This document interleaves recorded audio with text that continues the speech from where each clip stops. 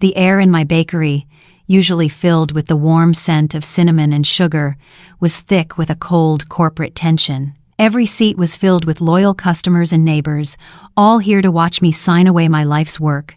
My son David couldn't even look at me.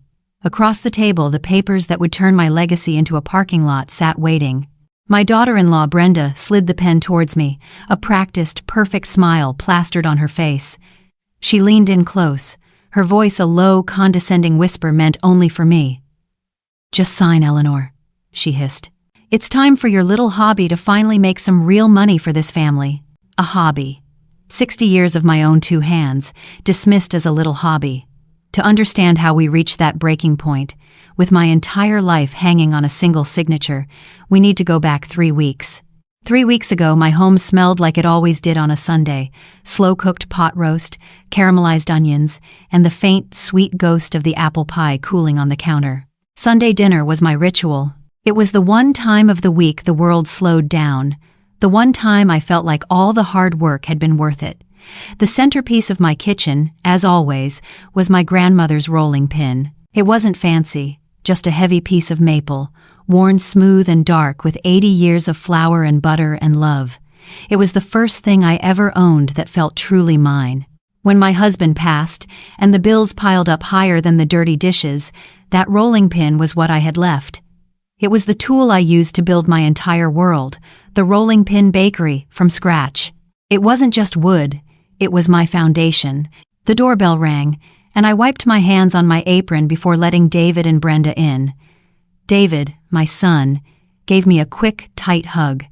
His shoulders felt like they were carrying the weight of the world. He used to have such an easy laugh, but I hadn't heard it in months. He avoided my eyes and went straight to the living room to turn on the football game, sinking into the armchair like he was hiding. Brenda, on the other hand, swept in like a CEO conducting a hostile takeover.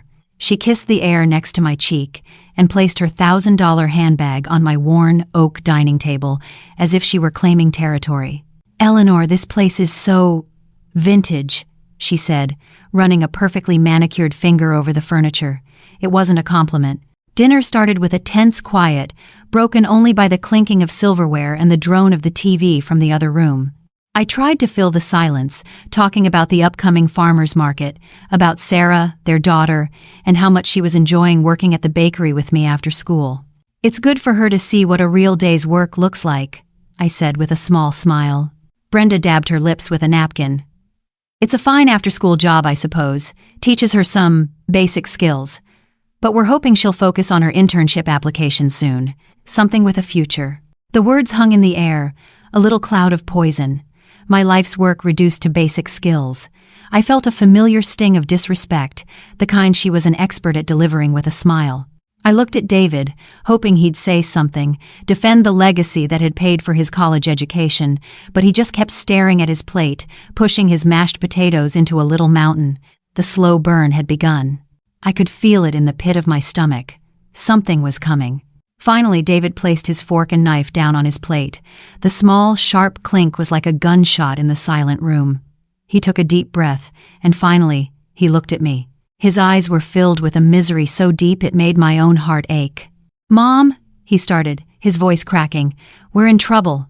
Brenda immediately took over, placing her hand on his arm in a gesture that looked supportive, but was really a signal for him to be quiet. "What your son is trying to say, Eleanor, is that we've hit a significant financial hurdle. It's a complex market situation. Due to some unforeseen volatility and some poorly leveraged assets, we are facing a catastrophic liquidity crisis." She used these big, important words like weapons, designed to make me feel small, old, and out of touch. I didn't know what a leveraged asset was, but I knew the look of fear on my son's face. "What do you mean?" I asked, my voice barely a whisper. David finally spoke, the words tumbling out in a rush of shame. "We might lose the house, Mom. The bank is calling. I don't know what to do. Sarah." He couldn't finish, just buried his face in his hands. My world tilted. The smell of the pot roast that had been so comforting moments before now made me feel sick. I thought of my granddaughter, of her bedroom filled with posters and dreams, of the home she'd grown up in. A wave of fierce, protective love washed over me. I'd do anything for them. I always had. Anything, I said, my voice firmer now. Whatever you need. My savings aren't much, but I have some. We can go to the bank together, work out a plan. Brenda let out a small, pitying laugh. Eleanor, that's sweet, but your little rainy day fund isn't going to touch this. We're talking about a serious amount of capital. She leaned forward, her eyes gleaming with a cold, strategic light. But there is a solution. A very good one, actually. A win-win. I waited, my hands clenched in my lap. I knew, deep down, I wasn't going to like what came next. We sell the bakery building, she said, her voice bright and final, as if she'd just solved a simple math problem. The commercial real estate market in this neighborhood is skyrocketing. A developer I know is prepared to make a very generous all-cash offer. It would wipe out our debt completely. In fact, there would be enough left over for you to have a very comfortable retirement. No more 4 a.m. mornings for you. I stared at her, unable to process the words. Sell the bakery? The building wasn't just a building. It was my life. It was the cracked tile by the front door where David fell and chipped his tooth as a boy. It was the sweet, yeasty smell that clung to my clothes and hair, a perfume of my own making. It was the pride I felt handing a warm loaf of bread to a customer who had become a friend. No, I said, the word coming out choked. Brenda, you don't understand. That bakery, that's everything. It's my grandmother's rolling pin. It's the 40 years of calloused hands and aching backs. It's the only thing I ever built with my own 2 hands that the world couldn't take away from me. My voice trembled with a passion I hadn't felt in years. I was pleading with her, trying to make her see that she wasn't talking about money. She was talking about my soul. Brenda's face was a mask of polite impatience. She didn't see a soul. She saw a spreadsheet. Please, don't be so dramatic, Eleanor, she said, her voice sharp and dismissive. It's a dusty old building full of outdated equipment. Your love for it isn't going to pay the bills. This is a practical solution to a real-world problem. It's time to let go of the sentiment and think like a business person. She stood up, pulling David to his feet. The ambush was over. They had dropped their bomb and were now making a clean getaway, leaving me in the rubble. David wouldn't look at me as they left. The front door clicked shut, and I was alone in the deafening silence, the half-eaten meal a testament to the family dinner that had just destroyed my world. I walked back to the kitchen and picked up the heavy maple rolling pin. I gripped it so tightly my knuckles turned white, feeling the nicks and grooves like a map of my past. She called it sentiment. She called it a dusty old building. But what she was really asking for was my surrender. And in that moment, I felt a cold, hard knot of determination form in my chest. She might see me as a sweet, sentimental old woman. She was about to find out how wrong she was. That night, sleep never came. I just lay in bed staring at the ceiling, the shadows from the old oak tree outside dancing on the walls like ghosts of conversations past. The ghost of my son's ashamed face, the ghost of my daughter-in-law's predatory smile. Before the sun even thought about rising, I was at the bakery.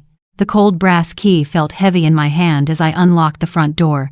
This was my sanctuary. The air inside was cool and smelled of yeast and potential, the sweet promise of the day's bread. The familiar hum of the big refrigerators was like a lullaby to my frayed nerves. I switched on the low lights over the prep station, tied on my flour-dusted apron, and reached for my grandmother's rolling pin. The solid weight of it in my hands was comforting. It was real. It was true. It knew the story. I was in the middle of kneading the first batch of brioche dough, the rhythmic push and fold a kind of meditation, when the bell over the door chimed. It was a sound I usually loved, the first customer of the day, but it was barely 5 a.m. I looked up, and my heart sank. It was Brenda. She was dressed in a sharp gray pantsuit and heels that clicked ominously on the worn floorboards, a stark contrast to my flour-covered apron and comfortable clogs. She looked around the quiet, sleeping bakery with a look that was somewhere between pity and disgust.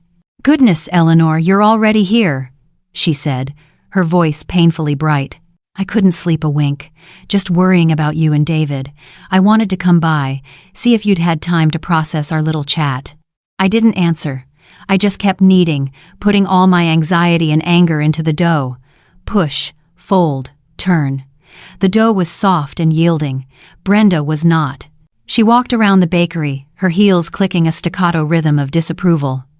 "These old ovens," she said, tapping one with a long painted fingernail. "They must cost a fortune in electricity, and the footprint of this place is so inefficient. You could do twice the business with a modern layout." She was talking about my bakery like it was a failing company she was about to liquidate.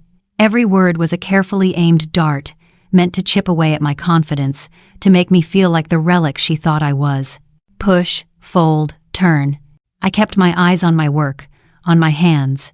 My hands, which looked old and spotted but knew how to create comfort and joy from 4 simple ingredients: flour, water, salt, and yeast. Her hands, so smooth and perfect, only knew how to sign contracts that destroyed things. "You have to be realistic, Eleanor," she said, her voice losing its sugary coating and taking on a harder edge. "David is falling apart. This is a chance to secure his future, and yours. At the end of the day, it's just bricks and mortar." And with those words, the bakery around me dissolved. The smell of yeast was replaced by the smell of dust and damp decay. It was 40 years ago. I was standing on this very spot, but it was a derelict shell of a building then, with boarded-up windows and a leaking roof. I was with my late husband, John, a man with a kind heart and a healthy fear of risk. We were young, with a toddler at home and a savings account that was little more than wishful thinking. "It's too much, Ellie," John had whispered, his hand tight on my shoulder. "The bank will laugh at us.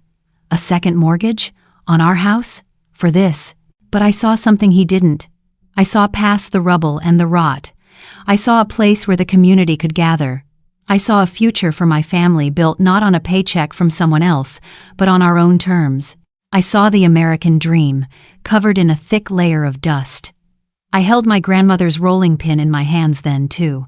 I had brought it with me, a talisman. I remember walking into the bank, my heart pounding so hard I thought it would break right through my chest. The loan officer, a man with a gray, tired face, looked at our application like it was a joke. He shook his head. "Ma'am, your husband's salary can't support this. Your baking is a hobby. It's not collateral." I looked him right in the eye. "A hobby is something you do in your spare time," I said, my voice shaking but clear. "This is what I do with my life's time. This is who I am." I told him about my business plan, about the recipes passed down through generations, about the need in our town for a place with real, honest bread. I spoke for 10 minutes straight, fueled by a desperation and a belief so fierce it surprised even me. In the end, he stamped the papers. The sound of that rubber stamp hitting the ink pad was the sound of my future beginning. I remembered the first day we got the keys. John and I stood in the middle of this empty, cavernous room, the floor littered with debris. He was terrified. I was too. But I held up that old rolling pin and said, "This is our cornerstone, John. We'll build it all around this." And we did. "Eleanor, are you even listening to me?" Brenda's sharp voice snapped me back to the present. I was standing motionless, my hands buried in the soft dough, my eyes staring at a past only I could see. She was looking at me with pure exasperation, as if my sentimental journey was a personal inconvenience to her. "David is waiting for an answer," she pressed. "He feels like he's letting you down, letting everyone down. He needs his mother right now. Are you going to help your son, or are you going to stand here clinging to a building?" She was so clever, twisting my love for my son into a weapon to be used against me. For a moment, I faltered. The image of David's tormented face from last night flashed in my mind.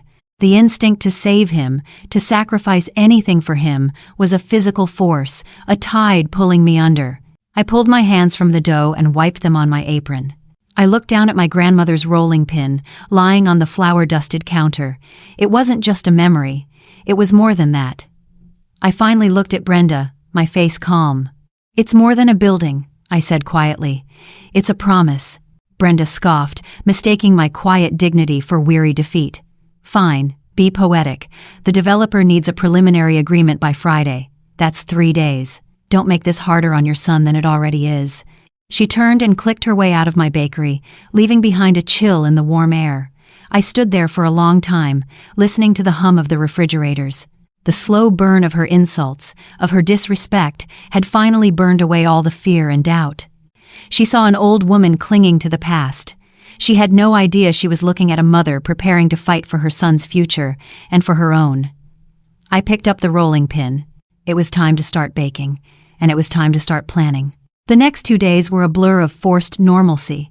I went to the bakery. I kneaded dough. I shaped loaves. I greeted customers with a smile that felt like a cheap mask. But behind the counter, behind the smile, my mind was a whirlwind.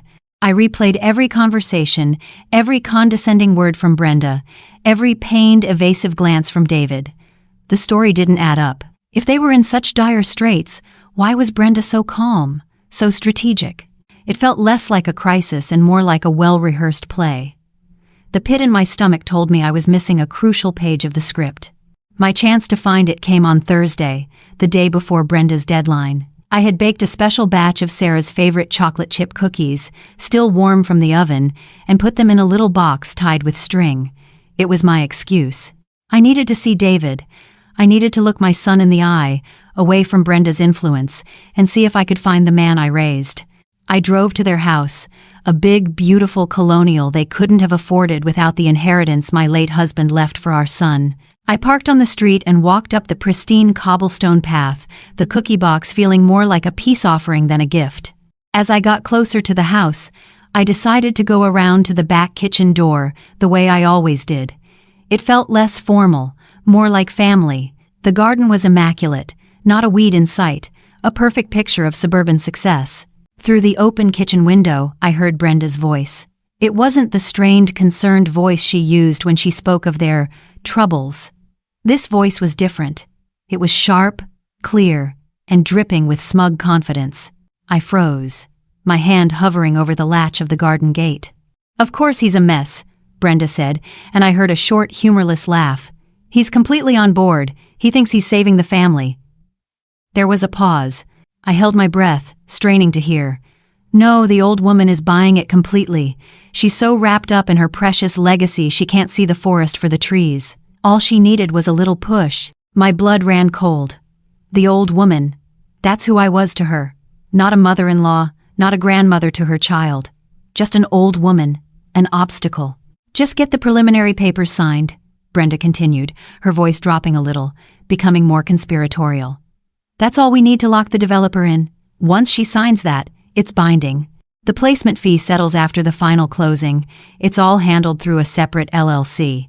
Clean and simple. Placement fee. The same 2 words I'd heard her say on the phone before.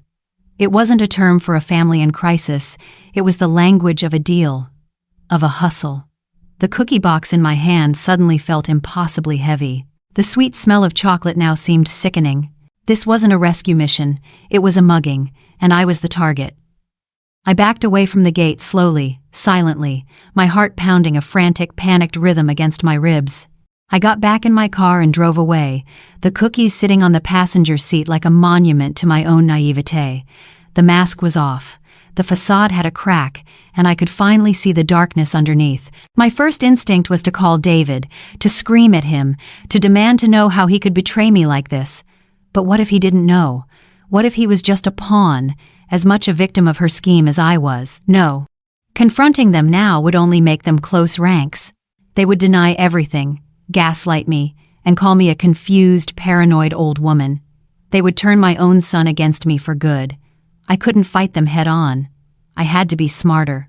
That afternoon, my granddaughter Sarah came into the bakery after school, her backpack slung over one shoulder, her face buried in her phone. She dropped her bag in the back office and came out to the counter, grabbing a day-old croissant. "Hey, Grandma," she mumbled through a mouthful of pastry. "Dad's in a super weird mood. He's just been sitting in his office all day. Is everything okay about the, you know?" I looked at my granddaughter. She had my husband's kind eyes, but a sharp, analytical mind all her own. She could dissect a scene in a movie or a flaw in a video game's logic with a precision that always amazed me. She was my ally. I just had to bring her into the war. "Sarah, honey, can you come into the office for a minute?" I asked, my voice low. "I need your help with something. It's grown-up stuff, and my brain feels a little scrambled." She followed me into the small, cluttered office, a look of concern on her face. I closed the door and sat down at my old wooden desk, cluttered with invoices and recipe books. "Your mom left some of the preliminary paperwork for the sale here yesterday," I began, a partial lie. There's all this financial language in it I just don't understand. Words like leveraged assets and placement fees. I watched her face carefully as I said the last two words. Sarah frowned. Placement fees? That's weird. That's usually what a broker gets for connecting a buyer and a seller. Why would that be in a family document? The spark was lit. I could see the gears turning in her sharp young mind. I don't know, I said, playing the part of the confused grandmother. And your mom handles all their finances online, on some cloud thing I wouldn't know how to even turn on. I have a bad feeling, Sarah. I feel like I'm signing away something more than a building, and I don't have all the information. I need to understand what's really happening, for your dad's sake. I let that last part hang in the air. I knew her love for her father was her driving force. Sarah was silent for a long moment, her eyes scanning my face. She knew me better than anyone. She knew my tells. She knew this was more than just confusion. She pulled up a chair and leaned forward, her voice dropping to a whisper. I know Mom's passwords, Grandma, she said, her expression serious. For her cloud drive, her email, everything. She uses the same one for all of them, our dog's name and the year she was born. She thinks it's clever. She bit her lip. It feels wrong to spy on her, but Dad's not sleeping. He looks like a ghost. If Mom's doing something to hurt him, we have to know. A wave of relief so profound it almost made me cry washed over me. I wasn't alone in this. What I'm asking you to do is a heavy burden for a 16-year-old, I said, my voice thick with emotion. She just shook her head, her eyes determined. You're my grandma, and he's my dad. It's not a burden, it's family. She pulled her phone out of her pocket, her thumbs already flying across the screen. Let me see what I can find. If there's something shady in there, I'll find it. In that small, flower-dusted office, a secret alliance was forged. The old world, my world of instinct and tradition, and the new world, her world of data and digital trails, were coming together. Brenda thought she was playing chess with a pawn. She had no idea she was now playing against two queens. The next 24 hours were the longest of my life. During the day, I had to be the Eleanor they expected. A grieving, cornered woman, overwhelmed by a decision too big for her. I would let my shoulders slump. I would sigh and stare out the window. I had to make them believe their campaign of pressure was working, that I was slowly crumbling under the weight of my son's future.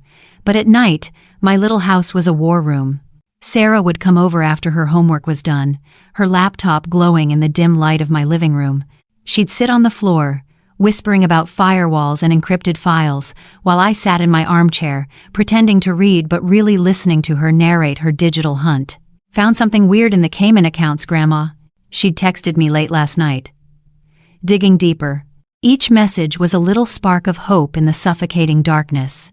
Friday morning arrived, gray and damp, the sky threatening a storm. It was the day of Brenda's deadline. I was in the bakery, methodically rolling out dough for the morning's croissants, my grandmother's rolling pin, a familiar, steady weight in my hands. The rhythmic, repetitive motion was calming. It was a prayer I knew by heart. Around 10 o'clock, the bell over the door chimed. It was Brenda, and she wasn't alone. She was with a man who looked like he had been assembled in a factory that only produced clichés. His suit was too shiny, his shoes too pointed, and his smile was a 7 ounces for expensive dentistry. He clutched a sleek tablet like a shield, and trailing a few steps behind them was my son, David, his head down, his hands shoved deep in his pockets. He looked like a prisoner being led to his own execution. Eleanor, good morning, Brenda said, her voice dripping with false concern. I know this is hard, so I brought some help. This is Mr. Sterling. He's one of the top commercial redevelopment appraisers in the state. He's agreed to do us a favor and give us a realistic valuation. A favor. I knew exactly what kind of favor it was. Mr. Sterling slid his sunglasses off and gave me a smile that didn't touch his cold, assessing eyes. A pleasure, Mrs. Vance, he said, though his tone suggested otherwise. Let's see what we're working with. What followed was a masterclass in psychological warfare. Mr. Sterling walked through my bakery, my home, my legacy, and systematically dismantled it, piece by piece, with a quiet, clinical cruelty. He ran a hand over the century-old exposed brick wall. Significant structural liabilities here. You'd need to repoint the entire facade. Costly. He tapped on the heavy oak counter that my husband and I had salvaged from an old barn and refinished ourselves. This would be a complete teardown, of course, not up to modern health codes. He peered into the back, at my magnificent cast-iron ovens. Antiquated. The energy consumption on these must be astronomical. You're basically burning money just to preheat them. With every word, he took a piece of my history and relabeled it as a flaw. He was turning my treasures into trash, my story into a list of expenses, and all the while, I kept working. I moved from the croissants to a tray of cupcakes, my hands steady as I piped delicate swirls of buttercream frosting onto each one. On the outside, I was a picture of calm acceptance. Inside, my blood was boiling. With every insult he uttered, I thought of Sarah's texts. He's lying, I told myself. This is part of the show. Just play your part. I glanced over at David. He was leaning against the doorframe, his face pale. Every time, mister. Sterling pointed out a new flaw. My son would flinch, a tiny, almost imperceptible spasm of guilt. He knew this was wrong. He knew the history of that counter, the pride his father took in it. But he said nothing. His silence was the loudest sound in the room, a deafening roar of betrayal. This was the chain of resentment, each link forged from his weakness and my pain. Finally, Mr. Sterling finished his tour. He tapped a few things into his tablet, a look of grave seriousness on his face. "Well, Eleanor," Brenda said, stepping forward, "let's hear the verdict." Mr. Sterling cleared his throat. Given the extensive renovations required, the structural issues, and the current market saturation, a realistic as-is offer would be in the neighborhood of $200,000.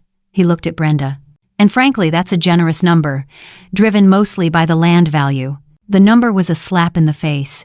It was a fraction of what the property was worth, a lowball offer so insulting it was comical. But it was all part of the plan. Brenda placed a comforting hand on my arm. Her touch felt like ice. "See, Eleanor, this is what I was trying to tell you. Your emotional attachment is understandable, but it isn't reality. The numbers don't lie. The numbers don't lie. But the people using them do." I knew I couldn't argue with them on their terms. Arguing about money was a game they had rigged from the start, so I did the only thing I could. I finished piping a perfect, delicate pink rose onto the last cupcake. I picked it up and walked over to my son, holding it out to him. "David," I said, my voice soft, "you remember when we put in this counter? You were 10. You tried to help your father carry the big slab of oak and got a splinter the size of a toothpick right in your thumb. You cried for an hour, and your father spent the rest of the afternoon making you a little wooden boat out of the scraps to make you feel better." I held his gaze. I wasn't talking to the broken man in front of me.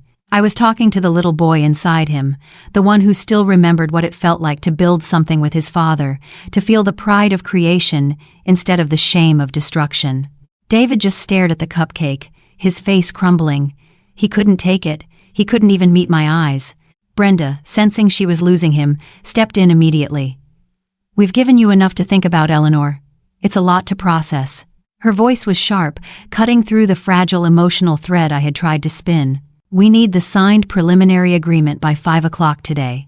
She practically pulled David out of the bakery. The bell on the door chimed their departure, leaving me alone in the wreckage of the appraisal. I looked down at the perfect little cupcake in my hand, a small, beautiful thing in a world that had suddenly become so ugly. I set it down on the counter. My performance was over. I was tired of playing the victim. Just then, my phone buzzed in my apron pocket. I pulled it out. It was a text from Sarah. "Grandma, I found everything. Call me." My breath caught in my chest. I looked at the 3 words glowing on my phone screen, and the entire world seemed to fall away. The smells of sugar and yeast, the gentle hum of the ovens, the faces of my customers, it all faded into a dull, distant roar. I walked to the front of the bakery, my legs feeling unsteady, and flipped the sign in the window from open to closed. I didn't care that it was the middle of the day. Nothing else mattered.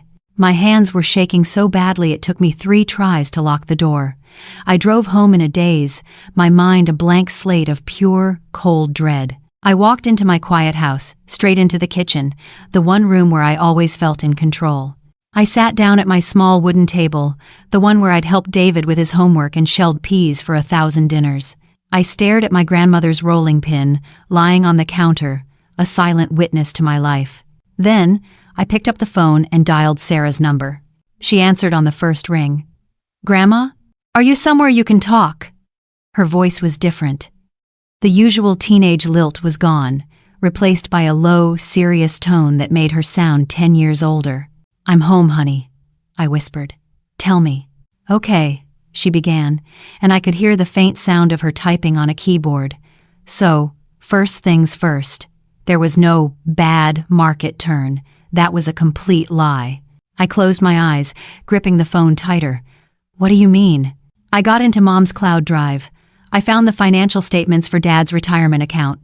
2 months ago, she liquidated the entire portfolio. Every stock, every bond, everything he'd been saving for 25 years. She transferred it all into a brand new account." "An account for what?" I asked, my voice trembling. Sarah took a deep breath. "A high-risk, unregulated cryptocurrency exchange. She didn't invest it, Grandma. She gambled it. All of it. On something called titanium coin." I looked it up. It was a classic pump-and-dump scheme. The whole thing collapsed 3 weeks ago. It's all gone. Every single penny. The words hit me like a physical blow.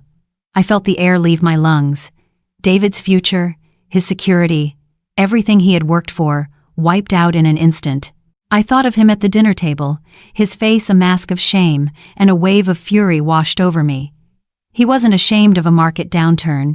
He was ashamed of his wife. "But the debt," I stammered. "Losing the money is one thing, but being in debt, how?" "That's the worst part," Sarah said, her voice laced with a cold anger I'd never heard from her before. She didn't tell him it was all gone. She tried to hide it. She took out 2 secret high-interest loans against their house. Unsecured loans, the kind loan sharks give out. She was probably trying to trade her way back before he noticed, but she just dug a deeper hole. "He doesn't know about those loans, Grandma. He just thinks his investments went down. He has no idea that Mom has secretly mortgaged his entire future." I had to put a hand on the table to steady myself. The quiet kitchen, my safe haven, suddenly felt like it was spinning. This wasn't just recklessness. This was a calculated, devastating deception against her own husband. My son. "So, the bakery," I whispered. "She's trying to sell the bakery to cover the loans and the money she lost." "That's what I thought at first," Sarah said. "But it's even worse than that." I kept digging. I was looking for the developer's offer, and I found a different folder. It was password protected, a separate password from everything else. My mind raced. "How did you get in?" "I tried everything," Sarah explained. "The dog's name, their anniversary, my birthday. Nothing worked. Then I tried to think like her. I asked myself, what does my mother really value? What does she see as her own personal triumph? And then I got it. I typed it in, and the folder opened. "What was it, Sarah?" I asked, though I was terrified to hear the answer. "What was the password?" Sarah's voice was flat, devoid of all emotion. "Legacy 1985, she said, the year she got her first big bonus on Wall Street. That's her legacy, Grandma. Not us. A paycheck." The cruelty of it, the sheer, naked narcissism, left me speechless. My legacy was a rolling pin passed down from a woman who died with nothing but love to her name. Hers was a number on a bank statement. What was in the folder? I finally managed to ask. "The real deal," Sarah said, her voice hardening. "I found the contract. It's between the development company and a shell corporation, an LLC, registered in the Cayman Islands. The name on the incorporation documents is Brenda Peterson. Her maiden name. According to the contract, after the sale of the bakery is finalized, the developer will pay her LLC a consultant fee for bringing them the deal." I held my breath. "How much?" $500,000, Grandma." The line went silent. I stared at the floral pattern on my kitchen wallpaper, the little yellow flowers suddenly looking like mocking, jeering faces. She wasn't trying to save the family. She was trying to cash out. She was going to burn my legacy to the ground, pay off her secret debts, and walk away with $500,000 of clean money, leaving my son with the ashes of his retirement and a lifetime of shame. She was going to destroy us all to save herself. "Sarah," I said, and my voice was no longer the voice of a victim. It was cold, clear, and hard as steel. "Did you get copies of everything?" "I downloaded it all," she confirmed. The crypto account statements showing the zero balance, the secret loan agreements, the wire transfers, the LLC contract with the $500,000 kickback. I have everything, Grandma. It's all on a flash drive. I stood up and walked over to the counter, picking up my grandmother's rolling pin. The wood was cool and solid in my hand. It had seen me through poverty, through grief, through loneliness. It had helped me build a life. And now, it was going to help me fight for one. The slow burn of my pain had finally ignited into a cleansing fire of pure resolve. She thought she had cornered me. She thought she had won. But you don't win a war by underestimating your enemy. She wants a show, I said, my voice quiet but firm. She wants a public signing to celebrate her victory, to make it all look legitimate. I looked out the window, at the sturdy branches of the old oak tree in my yard. We're going to give her one. The biggest, most unforgettable show this town has ever seen. For the first time in weeks, the crushing weight on my chest lifted. The helpless, suffocating feeling was gone, replaced by a chilling, crystalline clarity. The anger was still there, a hot coal glowing in the pit of my stomach, but it wasn't a wild, chaotic fire anymore. It was focused. It was fuel. I walked over to my desk and picked up the small black flash drive Sarah had dropped off. It was no bigger than my thumb, yet it held the full weight of Brenda's betrayal. Bank statements, secret loan agreements, the LLC contract with its $500,000 lie, it was all there. A digital testament to her greed. I held the truth in the palm of my hand. I looked at the clock on the wall. It was 4:45 p.m., 15 minutes until Brenda's deadline, 15 minutes until I was supposed to surrender. I knew she'd be waiting by the phone, confident that her little performance with the appraiser had broken me for good. She was expecting a call from a weeping, defeated old woman, and I was not going to disappoint her. An actress needs to prepare for her role, after all. I took a few deep, steadying breaths. I thought about David's pale, haunted face. I thought about the 40 years of my life she had dismissed as a hobby. I let the real pain, the real grief, rise to the surface. Then I dialed her number. She picked up on the second ring. "Eleanor," she said, her voice a careful, neutral mask. "I was hoping you'd call. This was it. Showtime." I let out a long, shuddering sigh, a sound I had practiced in my head a dozen times. "Brenda," I began, letting my voice crack and tremble. I've been thinking." "Good," she said, a little too quickly. I could almost hear the triumphant smile in her voice. "You're right," I continued, forcing a sob into my throat. The performance felt grotesque, but necessary. I can't let my own sentimentality get in the way of David's well-being. He's my son. If this is what it takes to save his family, then it's what I have to do. I let my voice trail off into what I hoped sounded like heartbroken resignation. On the inside, my heart was beating a steady, cold rhythm, like a drum marching to war. That's it, I thought. Take the bait. Believe the tears. There was a pause on the other end of the line. I could picture her, probably making a fist pump in the air, a silent victory celebration. "Oh, Eleanor," she said, her voice now dripping with fake sympathy. "I know this is incredibly difficult, but you're doing the right thing. You're being a wonderful mother." The hypocrisy of it almost made me laugh out loud. A wonderful mother. I was, but not in the way she thought. "I'll sign the preliminary agreement," I whispered, delivering the line she was desperate to hear. "I'll sign all of it." "That's wonderful news," she chirped. "I'll have the courier bring the papers right over." "Wait," I said, cutting her off. Now came the gambit, my one and only move. I have one condition." I could feel her stiffen over the phone. "A condition?" she asked, her voice losing its warmth and becoming suspicious. "It's not about the money," I said quickly, reassuring her that her prize was safe. "It's personal. This bakery, Brenda, it's been my entire life. The people who come here every day, they're like my family. I can't just let it disappear with the stroke of a pen in some cold lawyer's office. It feels so cheap. I want to say goodbye properly." "What are you suggesting?" she asked, her tone wary. "I want to have a party," I said, letting my voice fill with a fragile, wistful hope. "A farewell to the rolling pin party, right here, in the bakery." I want to invite all my loyal customers, my neighbors, everyone who has been a part of this place, and I want to do the official signing then, in front of everyone, so they can see that this isn't a sad ending, but a new beginning, that I'm doing this for my family. I took a breath and played my final card.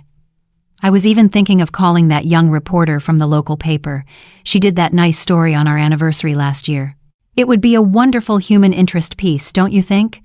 Local baker sells beloved business to secure her family's future. The silence on the other end of the line was deafening. I could hear the gears turning in her head. I knew what she was thinking. A public signing, covered by the press? It was a masterstroke of public relations. It would make her look like a hero, a loving daughter-in-law orchestrating a graceful and generous transition for her aging mother-in-law. It would legitimize the entire transaction, painting it as an act of familial love instead of the corporate raid it truly was. It was too perfect for her to resist. "Eleanor," she finally said, and the delight in her voice was unmistakable. "I think that is a wonderful, beautiful idea. Truly, it's the perfect way to honor your legacy." "My legacy," I thought. "You have no idea." "Thank you, Brenda," I whispered. "That means the world to me. How about next Saturday? That will give me a week to prepare." "Next Saturday is perfect," she said. "I'll handle everything with the developer and the lawyers. You just focus on your party." We hung up, and the moment the call ended, the performance was over. I stood up straight, my back rigid. The tears I had faked were gone. My face was set like stone. The lamb had been offered, and the wolf had accepted the sacrifice. I immediately picked up the phone and called Sarah. "It's on," I said, my voice clear and steady. "Next Saturday, we have 1 week to prepare for the party." There was a pause, and then I heard Sarah's excited voice. "I'm on it, Grandma. 1 week. What do you need first?" I walked out of my kitchen and into the living room, looking at the empty space on the wall where a large television could go. "First," I said, a slow, grim smile spreading across my face, "I need you to find me the biggest projector screen you can rent." The week leading up to the party was the most surreal of my life. By day, I was the beloved neighborhood baker, a tragic figure preparing to say goodbye to her legacy. I accepted condolences from customers. I shared bittersweet memories. I baked hundreds of cookies and pastries for the celebration. Every smile was a performance. Every nostalgic story was a piece of misdirection. But by night, my quiet living room became a command center. Sarah and I would sit for hours, planning every detail, every second of the coming confrontation. She built the slideshow, a digital Trojan horse filled with happy family photos on the outside and devastating financial proof on the inside. I wrote my speech, practicing it until the words were as familiar to me as a recipe for sourdough. We were 2 generations of women, one armed with a lifetime of grit and the other with a flash drive full of facts, preparing for a battle no one even knew was coming. When Saturday arrived, the bakery was overflowing. The air, thick with the scent of coffee and fresh bread, buzzed with the warm, sad energy of a wake. Friends, neighbors, and loyal customers from decades past had all come to pay their respects. The young reporter from the local paper was there, a photographer in tow, ready to capture the heartwarming story of my retirement. At the front of the room, a long table was set up with a crisp, white tablecloth, 4 chairs, and a neat stack of contracts that represented the instrument of my execution.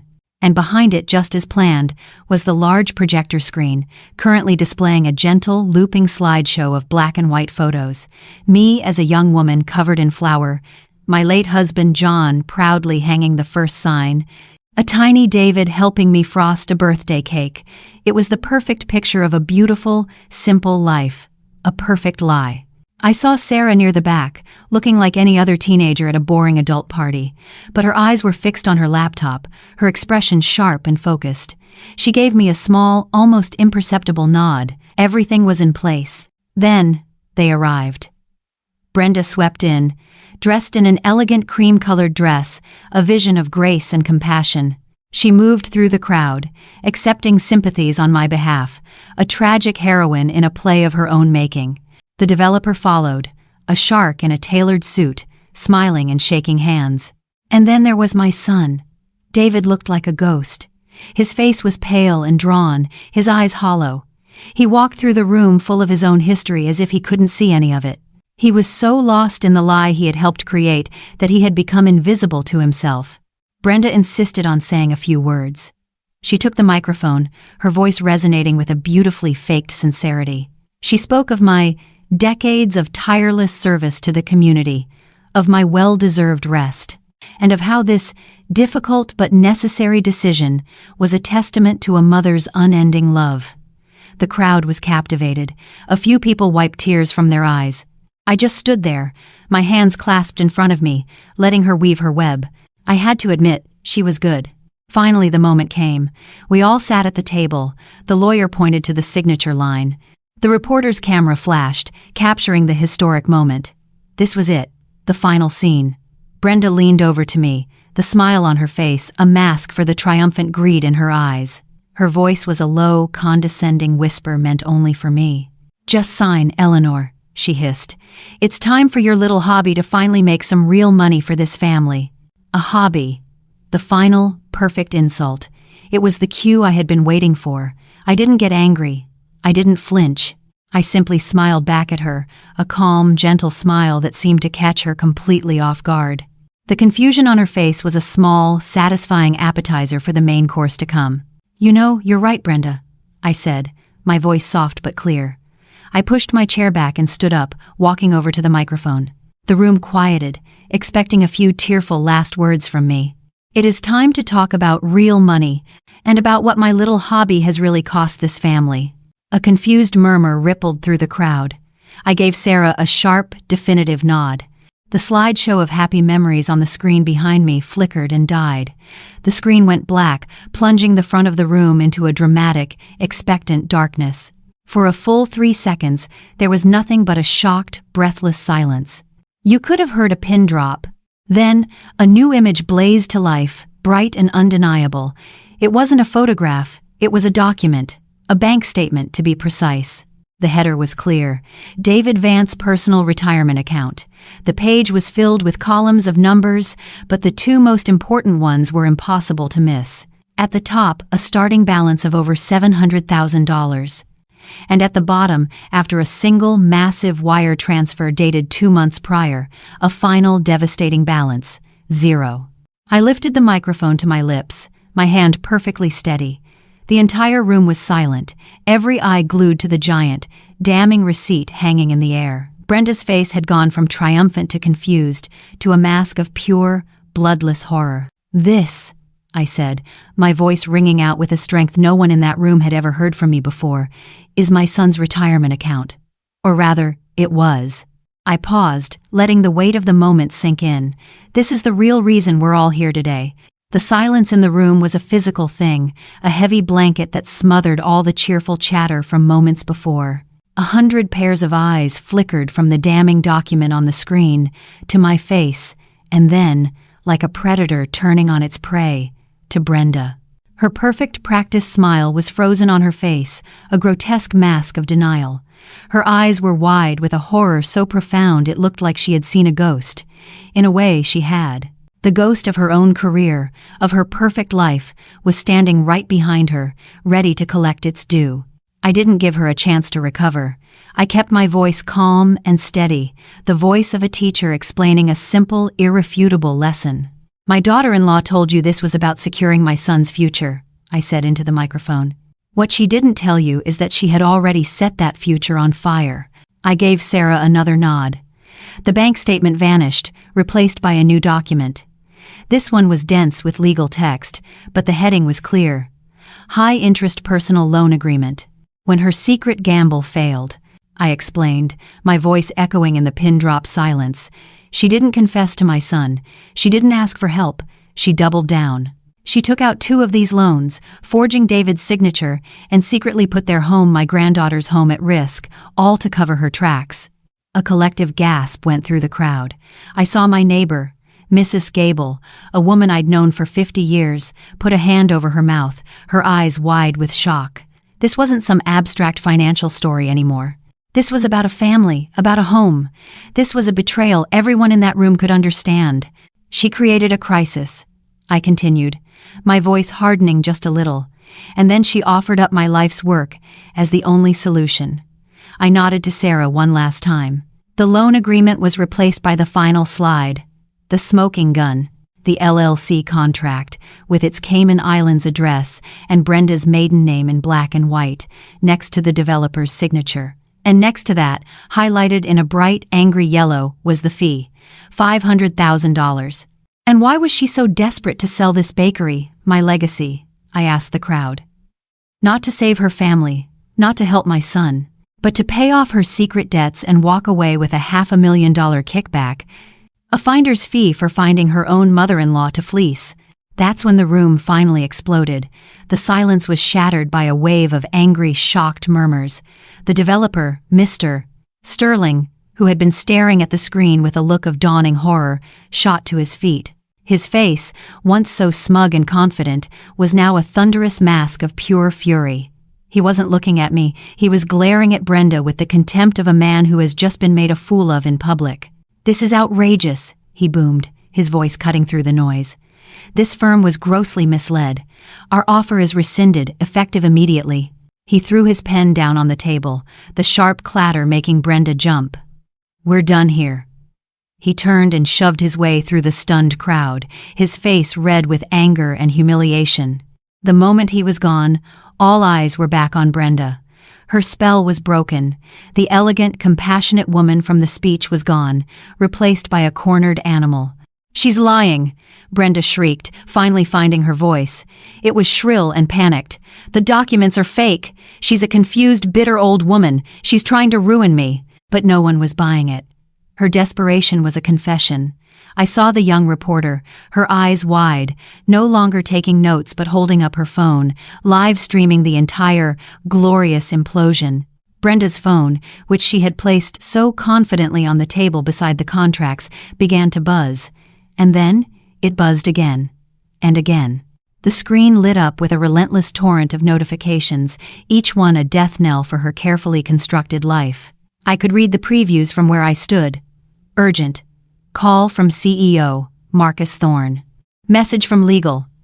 Your system access has been revoked. 27 missed calls from the compliance department. Her world wasn't just collapsing, it was being publicly, digitally, and systematically dismantled in real time. I looked over at David. He was staring at the final slide on the screen, the one with the $500,000 kickback. He wasn't looking at his screaming wife or the shocked crowd. He was just staring at the proof of how completely he had been played, how his trust had been used as a weapon against his own mother. The look on his face wasn't anger, it was a profound, bottomless emptiness. The man had just realized he was married to a stranger. Brenda lunged for the microphone, trying to grab it from me.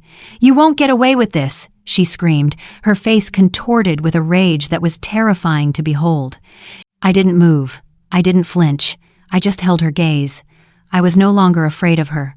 I saw her for what she was, not a powerful, sophisticated businesswoman, but a desperate, hollow person, terrified of being exposed. As she raved, my eyes drifted over to the side table where I had placed my grandmother's rolling pin, a silent guest of honor at the party. It sat there, solid and unassuming, a symbol of a legacy built on honesty and hard work, a legacy that could not be faked, or leveraged, or liquidated. I leaned into the microphone one last time, my voice quiet but carrying over the chaos. "My legacy," I said simply, "is not for sale." I placed the microphone down gently on the table. The soft thud was the only sound I made, but it felt like a gavel coming down, a final judgment in a trial that had been won before it even began. The end of the line had arrived, and it was every bit as final and as just as I had planned. The end of the line had arrived. The soft thud of the microphone on the table was the final punctuation mark. For a moment the world seemed to hold its breath, and then the chaos I had unleashed found its voice. The crowd erupted not into applause, but into a low, angry roar of gossip and outrage. I saw the flash of the reporter's phone as she narrated the scene, her voice a rapid-fire staccato of discovery. Brenda, her face a pale, contorted mask of fury and humiliation, was surrounded. Not by police, not yet, but by the judgment of a small town, which can be far swifter and more brutal. She turned, her eyes landing on me one last time, filled with a hatred so pure it was almost beautiful. Then she was gone, pushing her way through the sea of condemning faces and out the door, into the ruins of her life. Slowly, the crowd began to disperse, talking in excited, hushed tones, eager to spread the story. They left behind a battlefield. The floor was littered with crumpled napkins and half-eaten pastries. The celebratory banner that read, "Happy Retirement, Eleanor," hung crookedly on the wall, a mocking reminder of the party's false premise. The air, once so festive, was now thick and heavy with the ghosts of betrayal and public disgrace. Soon, there were only 3 of us left, me, Sarah, and my son David. Sarah, my brave, brilliant granddaughter, immediately started clearing plates, her practical movements a comforting anchor in the emotional storm. She was giving us space, but also standing guard, a silent protector. David hadn't moved. He was still sitting at the signing table, staring at the blank projector screen where his life had been systematically dismantled. He looked smaller than I had ever seen him, a man hollowed out from the inside. The smug developer was gone. His glamorous, conniving wife was gone. And now, all he was left with was the truth. He finally lifted his head, and his eyes, when they met mine, were like 2 shattered windows. All the weakness, the denial, the willful blindness I had been so angry at, was gone. All that remained was a profound and bottomless shame. He didn't say a word. He just stood up, walked over to the old oak counter his father had built, and leaned against it, burying his face in his hands. His shoulders began to shake, and a sound tore out of him, a choked, ragged sob that was the most honest thing I had heard from him in months. Watching my son break is a pain I wouldn't wish on any mother. Part of me, the part that was still bleeding from his betrayal, wanted to stay angry. It wanted to remind him that he had stood by silently while his wife tried to strip me of my dignity and my life's work. But the other part of me, the part that had held him when he had a fever, the part that had patched up his scraped knees, just saw my child, lost and broken, and in desperate need of his mother. I walked over to him, not to comfort him, but to face him. I stood there until he finally quieted down and dared to look at me. "Did you ever once, David?" I asked, my voice not harsh, but heavy with the weight of the last few weeks. "Stop, and think about what you were asking me to give up? Not the money, not the building, me, my story." Tears streamed down his face, but he didn't look away. "Not this time. At first I did," he whispered, his voice hoarse. "When she first brought it up, I told her it was impossible, that it would kill you. But she was so convincing." He shook his head, a look of self-loathing on his face. "She had spreadsheets and projections. She used all these words I didn't understand. She made your bakery sound so small, so pointless. And she made me feel small and pointless for defending it." He took a ragged breath. "She told me a real man provides. A real man makes the tough, unsentimental choices for his family. And I was failing. Every time I looked at her, I felt like a failure. Going along with her plan, it was just easier. It was easier than admitting I was in over my head, easier than standing up to her, easier than being the man Dad always taught me to be." He finally pushed himself off the counter and stood before me, completely broken. "She lied to me, Mom. She lied about everything, but I let her." The words were a confession, an admission of the truth I needed to hear. "I let her because I was a coward. I chose the easy lie over the hard truth, and the hard truth is, I was a terrible son." He looked around the empty, wrecked bakery, but I think for the first time, he was really seeing it. He saw the worn floorboards, the scuffs and marks from a lifetime of service. He saw the old, faithful ovens. He saw the tangible proof of a life built on courage, not cowardice. "I let her convince me your life's work was just an obstacle," he said, his voice thick with a regret so profound it was almost a physical presence in the room. "The thing you built from nothing, the thing that gave me everything, I treated it like it was worthless. I am so sorry, Mom." The apology hung in the air between us. It was real, it was earned, but it wasn't a magic wand. It couldn't erase the sleepless nights, the fear, the cold dread of knowing my own child was willing to sacrifice me. I reached out, but I didn't hug him. I just placed my hand on his arm. "Sorry is a start, David," I said quietly. "It's the first step on a very long road." I looked at him, my son, my beautiful broken son, and I told him the hardest truth of all. But trust. Trust is like one of my sourdough starters. It takes a long, long time to build from scratch. And it needs to be fed every single day to be kept alive. You let ours die. He nodded, accepting the painful truth without argument. He knew he deserved it. For a long moment we just stood there in the quiet wreckage. Then, he looked over at Sarah, who was still silently sweeping up confetti and crumbs. He walked over, took the broom from her startled hands, and started sweeping the floor. It was a small, simple gesture, a man trying to clean up a mess that was so much bigger than the one on the floor. I watched him, my heart a complex knot of pain and a fragile, tentative love. The villains were gone. The battle was won, but my family was still in ruins. And as my son swept the floor of the legacy he almost destroyed, I knew that rebuilding what we had lost would be a much harder job than baking bread. It wasn't a single dramatic event like the party. It was a quiet, daily effort, built moment by moment, like tending to a fragile sourdough starter. It was David, showing up at the bakery every single morning for 6 months, not as a son expecting a birthright, but as an employee, asking me what needed to be done. He never complained. He washed dishes, he mopped the floors, he unloaded the 50-pound sacks of flour without a word. He was slowly, humbly, paying a debt that had nothing to do with money. And it was me, learning to look at him and not see the ghost of his betrayal, but the man he was trying to become. 6 months after the party that blew our family apart, the bakery was more alive than ever. The story, as it turned out, was much bigger than our little town. The reporter's live stream had gone viral. People from all over the state, then all over the country, had heard about the bakery betrayal. They didn't just come for the croissants anymore, they came to support the story. They came to stand in the place where a quiet old woman had refused to be erased. We had to hire 2 new people just to handle the morning rush. The old building, the one that was just bricks and mortar, was now a landmark, a symbol of quiet courage. Sarah, my brilliant Sarah, had become the heart of the new operation. She set up an online ordering system, she convinced me to finally get a real espresso machine, and she managed the new staff with a wisdom far beyond her 17 years. She was the future, and for the first time in a long time, the future felt bright and full of promise. In my little back office, tucked away behind the invoices, I kept the framed newspaper article. The headline was bold: Corporate wolf in sheep's clothing, financial advisor convicted in family fraud case. The article detailed Brenda's swift and total downfall. Her firm had fired her the same day as the party.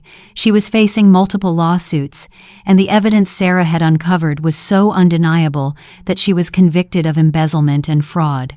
She was serving a 7-year sentence in a federal prison. I never took any pleasure in her ruin.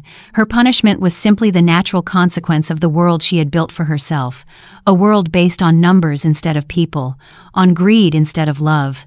It was a hollow, empty world, and in the end, it had swallowed her whole. One busy afternoon, I was watching Sarah at the front counter. She was handling a difficult customer with a grace and a firmness that reminded me so much of my own mother. David was in the back, diligently scrubbing the big mixing bowls, a quiet, steady presence. The new rhythm of our lives felt right. It was a fragile piece, but it was real. I walked over to the little shelf by the main oven, where I kept my grandmother's rolling pin. It wasn't just a tool anymore, it was a monument, a symbol of everything we had fought for. I took it down, the familiar weight of it cool and solid in my hands. I ran my thumb over the worn, smooth maple, a map of my entire life. I walked over to Sarah, who was in the middle of calculating the day's earnings. "Sarah," I said quietly. She looked up, a questioning smile on her face. I held the rolling pin out to her. "My grandmother gave this to me when I was about your age," I told her, my voice thick with emotion. "She told me it wasn't just for making bread, it was for building a life, for shaping your own future with your own 2 hands. I placed it in her hands. "I think she'd want you to have it now." Tears welled up in Sarah's eyes. She gripped the rolling pin, her young, capable hands covering the same wood that 3 generations of women before her had held. It was more than a gift. It was a transfer of power, a passing of the torch. My legacy wasn't being sold or destroyed. It was being reborn. In the end, I learned that family isn't just about the blood you share. It's about the trust you build, the loyalty you earn, and the truths you're willing to fight for. I had lost a daughter-in-law, but I had gained a partner in my granddaughter. I had lost the son I thought I knew, but I was slowly getting to know a new man, a humbler, stronger one who was building himself back from the ground up. I had thought my story was ending, that I was in the final chapter of my life, but I was wrong. I had just been too afraid to turn the page. I had to learn to find a new kind of strength, not the loud, angry kind, but the quiet, strategic kind that comes from knowing your own worth and refusing to let anyone else write your final chapter for you. So let me ask you, if life handed you a brand new, unwritten page, would you have the courage to turn to it? If this story resonated with you, let us know your thoughts in the comments below, and don't forget to like and subscribe for more stories about finding strength in the hardest of times.